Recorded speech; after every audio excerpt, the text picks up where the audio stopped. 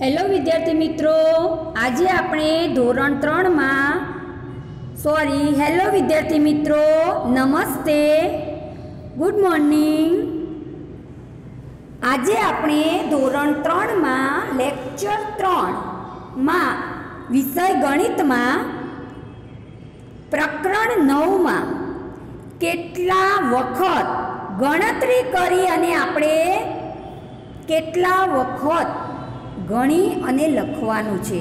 જુઓ બાળકો, અત્યાર સુધી આપણે ઘડિયા ઉપર ભાર મૂક્યો નથી, પણ હવેના જે પ્રકરણ આવશે તે બધા જ પ્રકરણ ઘડિયાના આધારે હશે. તો તમારે 1 થી 15 ઘડિયા અવશ્ય લખવાના અને મોઢે કરવાના. જ્યારે સ્કૂલ ખુલશે ત્યારે દરેકના 1 થી 15ના ઘડિયા બોલાવવામાં આવશે. જે ઘડિયા તૈયાર નહીં કરે એને નપાસ કરવામાં આવશે. ઘડિયા ફરજિયાત તૈયાર કરવાના. હવે આપણે આગળ જોઈશું કેટલા વખત પગવાળા પ્રાણીઓ. જો આપણને ચિત્રમાં પગવાળા પ્રાણીઓ આપેલા છે ને. હવે જુઓ 5 બકરીઓ છે. કેટલી બકરીઓ છે? 5. જો 1 2 3 4 અને વચ્ચે 5. 5 બકરીઓ છે. બધા થઈને કુલ કેટલા પગ છે? તો હવે આ 5 બકરીના પગ ગણવાના છે. તો જુઓ, એક બકરીને કેટલા પગ હોય વિચારો તો. સરસ, 4 હોય. 4 હોય ને, પ્રાણીઓને 4 પગ હોય, એટલે બકરીને પણ 4 પગ હોય.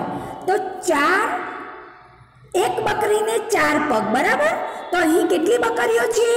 5. 5 છે ને, તો 4 4 4 5 વાર કરવાનું. કેટલી વાર કરવાનું? 5 વાર. 4 + 4 + 4 + 4 + 4, અથવા 5 વખત 4. બકરીઓ જેટલી હોય એટલી ગણવાની. 5 છે ને, તો 5 વખત 4, અથવા વખત 4 બરાબર 20. 4 × 5 = 20 થાય ને, 5 ચોક પણ 20 થાય. તો આ રીતે તમારે પ્રશ્નના જવાબ લખવાના છે.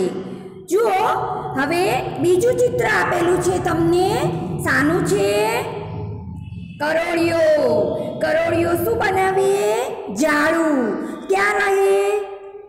ઘરમાં ખૂણા, દિવાલ હોય ત્યાં ખૂણામાં 4 ખૂણા હોય ત્યાં એ જાળું બનાવીને રહે.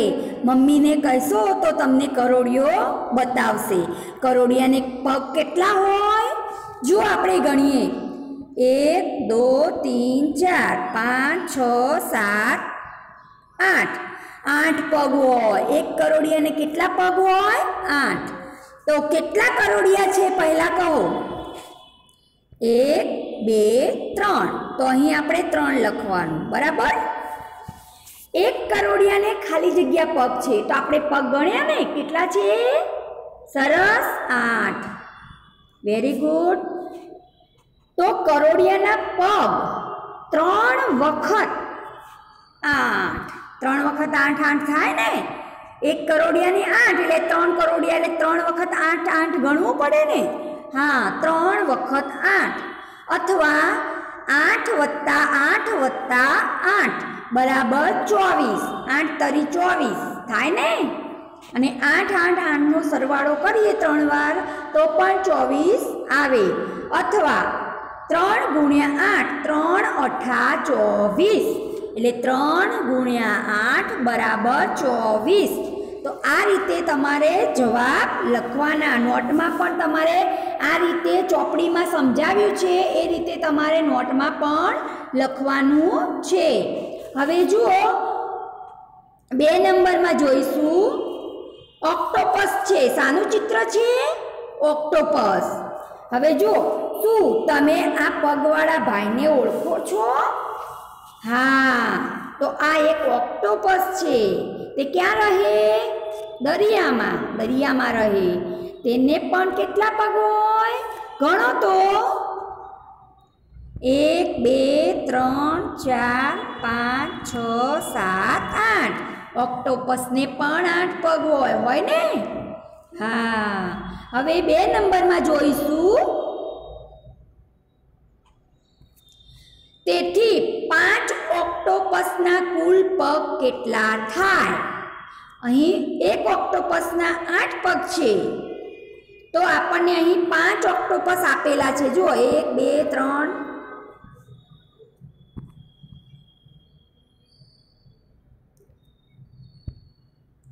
1 2 3 4 ને 5 આપેલા છે ને? તો તમારે 8 8 8 8 8 ઓક્ટોપસના પગ 8 8 કેટલી વાર લખવાના? 5 વાર. બરાબર. 8 8 8 5 વાર કરીએ એટલે 40 થાય ને? તો જવાબમાં 40 લખવાનું. ઓકે વિદ્યાર્થી મિત્રો? હા, હવે જવાબમાં આન્સરમાં 40 લખવાનું, અથવા 5 વખત 8 બરાબર 40, અથવા 5 ગુણ્યા 8 બરાબર 40. તો આ રીતે તમારે આન્સર લખવાનું. મને તારો હાથ આપ, હાથ હાથ હાથ. હવે આપણે આગળ પેજ નંબર 123 ઉપર જોઈશું. 3 નંબર, ગણ્યા વગર સંખ્યા શોધો. અહીંયા પ્રશ્નના નંબર આપ્યા છે મેં. તમારે તમારી નોટમાં લખતી વખતે પ્રશ્ન અને જવાબ સાથે લખવાનું છે. ફૂલદાનીમાં કુલ કેટલા ફૂલ છે એ પ્રશ્ન છે અને તમારે જવાબ લખવાનો છે. ફૂલદાનીમાં 4 ઊભી હાર છે. જુઓ, 4 ઊભી હાર છે. હા, દરેક હારમાં 6 ફૂલ છે. જુઓ, 1 2 3 4 5 6. દરેક હારમાં કેટલા ફૂલ છે? 6. તેથી ફૂલદાનીમાં કુલ ફૂલ 4 વખત 6 ફૂલ જેટલા થાય. તો જવાબમાં લખ્યું 6 + 6 + 6 + 6. કેટલી વાર? 4 વાર. 4 લાઈનો છે ને, એટલે 6 + 6 + 6, 1 માં 6, 2 માં 6, 3 માં 6 અને 4 માં 6, એટલે 6 + 6 + 6 + 6 બરાબર 6 6 6 6 નો સરવાળો કેટલો થાય? 24. અથવા 4 વખત 6 એટલે 4 ગુણ્યા 6 બરાબર 24 થાય. તો આ રીતે તમારે પ્રશ્ન લખવાનો અને જવાબ લખવાનો નોટમાં. હવે આગળ જોઈશું. હવે જો આડી હાર આપી છે. કેવી આપી છે? આડી હાર. અને ફૂલ કેટલા છે? 4 4. એક હારમાં કેટલા ફૂલ? 4. હવે જો ચાલો બીજી રીતે પ્રયત્ન કરીએ. ફૂલદાનીમાં 6 આડી હાર છે. કેટલી હાર છે ફૂલદાનીમાં? 6. જુઓ, 1 2 3 4 5 6. 6 હાર છે આડી. દરેક હારમાં 4 ફૂલ છે. જુઓ, એક હારમાં કેટલા ફૂલ છે? જુઓ, 1 2 3 4. દરેક હારમાં 4 4 ફૂલ છે. તો 6 વખત 4 લખી શકાય ને? તો જવાબમાં 4 4 4 6 વખત લખાય. બરાબર 4 4 6 વખત કરીએ એટલે 24 થાય. 4 6 24. અથવા 6 ગુણ્યા 4 બરાબર 6 ચોક 24. જુઓ, અહીં ઘડિયા ઉપર જ છે આખું પ્રકરણ, એટલે તમારે ઘડિયા તૈયાર કરવાના. હવે જુઓ આગળના ચિત્રમાં બોટલ આપી છે ને? આ પણ પ્રશ્ન તમારે નોટમાં, જેટલું હું તમને સમજાવું એ બધા જ પ્રશ્ન તમારે નોટમાં લખવાના છે. તે જ રીતે આ કેટલી બોટલ છે? તો આપણે ચિત્રમાં જોવાનું. તો હાર કેટલી છે? 1 2 3 4 ને 5. 5 હાર છે. એક હારમાં કેટલી બોટલ છે? 1 2 3 4. 4 બોટલ. તો 5 વખત 4 બરાબર 20 બોટલ થાય. હવે આગળ કેટલા ઈંડા છે? ઈંડા ગણવાના છે. તો પહેલાં આપણે લાઈન ગણીશું. 1 2 3 4 ને 5.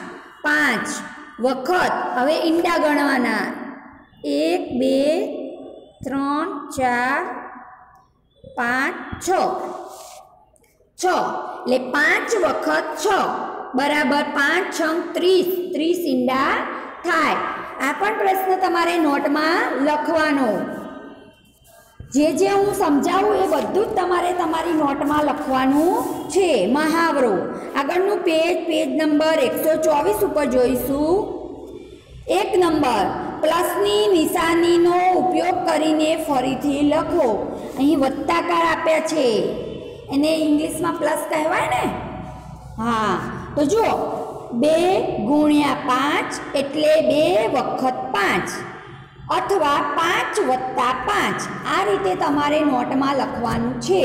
જુઓ 4 ગુણ્યા 18 એટલે 4 વખત 18 અથવા 18 કેટલી વાર લખવાના? 4 વાર। 18 વત્તા 18 વત્તા 18 વત્તા 18।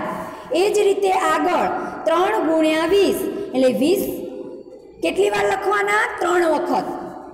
3 વખત 20 એટલે 20 20 20 વત્તા 20 વત્તા 20 આ રીતે। 8 ગુણ્યા 9 એટલે 8 વખત 9 અથવા 9 9 9 9 9 કેટલી વાર લખવાના? 8 વાર। 9 વત્તા 9 વત્તા 9 વત્તા 8 વાર લખવાનું। ઓકે વિદ્યાર્થી મિત્રો, તમને સમજાઈ ગયું? હા, હવે આપણે આગળ 2 નંબરમાં જોઈશું। આ પણ તમારે નોટમાં લખવાનું। કહો કેટલી વખત 9 9 9 9 9 9 વત્તા 9 વત્તા 9 કેટલી વાર આપ્યું છે? 9 6 વખત। 6 ગુણ્યા 9 બરાબર 6 નવા કેટલા થાય? 54। સરસ। એ જ રીતે નીચે 4 આપ્યા છે, કેટલી વખત આપ્યા છે ગણો તો। 4 કેટલી વખત આપ્યા છે? 1 2 3 4 5 5 વખત આપ્યા છે ને, તો 5 ગુણ્યા 4 બરાબર 5 ચોક કેટલા થાય? 20। તો આ રીતે તમારે આગળના પ્રશ્નોના જવાબ લખવાના છે। જુઓ અહીં આપણને 8 આપ્યા છે, 8 વત્તા 8 વત્તા 8 કેટલી વાર આપ્યા છે ગણો તો। 1 1 2 3 તો 3 વખત 8 એટલે 3 8 24। તો અહીં તમારે 3 મૂકવાના અને અહીં 24 લખવાના, એટલે 3 8 24 થાય। ઓકે વિદ્યાર્થી મિત્રો, હવે જુઓ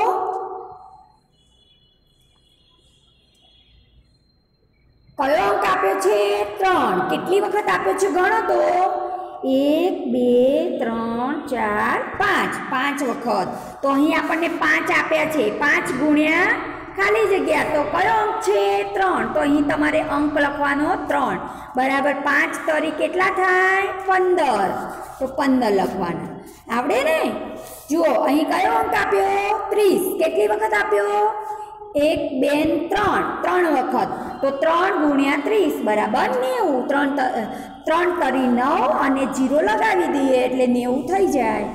હવે આગળ અહીં કયો અંક આપ્યો છે? 7 કેટલી વખત આપ્યો છે ગણો તો। 1 2 3 4 5 6 વખત, એટલે 6 ગુણ્યા 7 બરાબર 42। 6 × 42 થાય ને? હા, હવે અહીં અંક આપ્યો છે 12 કેટલી વાર? 1 2 3 4 વાર। તો 4 ગુણ્યા 12 બરાબર 12 ચોક કેટલા થાય? 48। સરસ।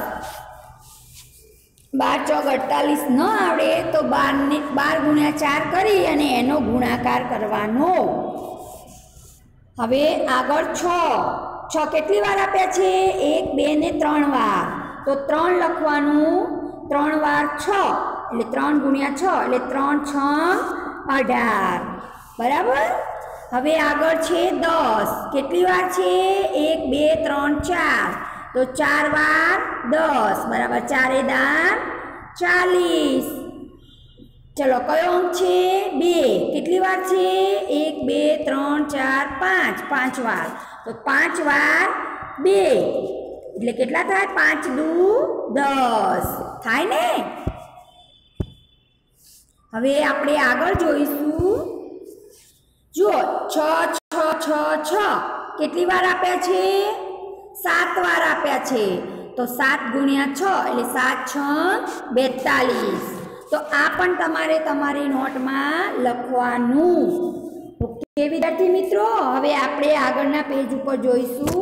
Page number 125. એમાં આપણને પ્રશ્ન 3 આપ્યો છે. રામુને બિસ્કિટના 4 પડીકા ખરીદ્યા. દરેક પડીકામાં 4 બિસ્કિટ છે. રામુએ કેટલા બિસ્કિટ ખરીદ્યા? જુઓ, હું તમને સમજાવું. 4 પડીકા છે, બરાબર, અને બિસ્કિટ પણ કેટલા છે? 4. તો અહીં તમારે જવાબમાં લખવાનું 4 પડીકા ગુણ્યા 4 બિસ્કિટ. એટલે ચોખ્ખું ચોખ્ખું કેટલા થાય? 16. તો બરાબર 16 બિસ્કિટ. તો આમ રામુએ કુલ 16 બિસ્કિટ ખરીદ્યા. તો આ તમારે પ્રશ્ન છે અને આ એનો જવાબ છે. એ રીતે તમારે તમારી નોટમાં લખવાનું. એ જ રીતે 4 નંબરમાં પ્રશ્ન. વર્ગખંડમાં 12 ડેસ્ક છે. દરેક ડેસ્કની 4 પાયા છે. ડેસ્કના કુલ કેટલા પાયા થાય? હવે જુઓ, ડેસ્ક કેટલા છે? 12. અને પાયા કેટલા છે?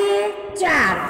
તો 12 ડેસ્ક ગુણ્યા 4 પાયા બરાબર 12 ચોક 48. 48 પાયા થાય ને? આમ ડેસ્કના કુલ 48 પાયા થાય. આ રીતે તમારે જવાબ, પ્રશ્ન અને જવાબ, આ પ્રશ્ન છે અને આ એનો જવાબ છે.